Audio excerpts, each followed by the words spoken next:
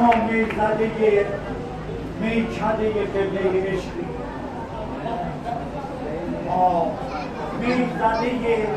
میکده قبله عشقی، خود را به کلام و عمل نیک سرشتیم. جز مشق حقیقت ننوشتیم به دفتر، جز وزن صداقت به جهان هیچ نکشتیم. آواره هستی همه جا شهر به شهریم، ما ساکن منزلگه دیبای بهشتیم. هر نیست به خود شک نکنم من که نه ماییم، ما ذره بنشسته به دیواره کشتیم، ما ذره بنشسته به دیواره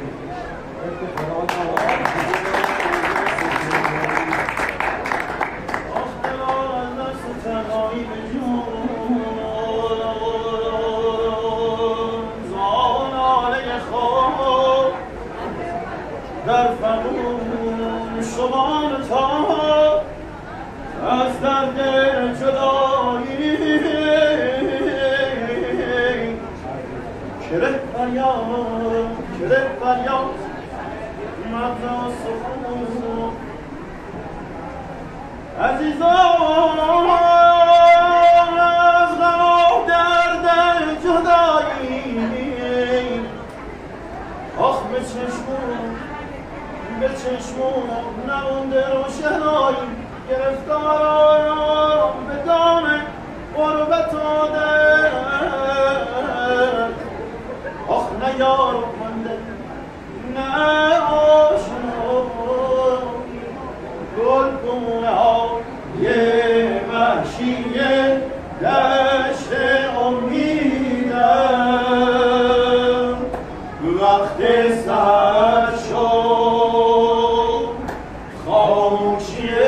شب رفت و فردا دیگر شد من ماندم تنهای تنها من ماندم تنها میان سیل غمها حبیبم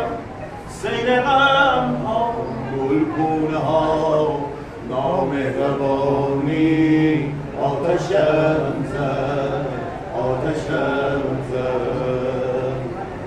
گلگونه ها بی هم زبانی آتشم زد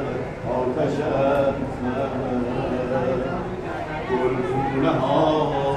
نامهربانی آتشم زد میخواهم اکنون تا سحرگاهم بنالم افسردم بیگانم آزرده جانم گلگونه های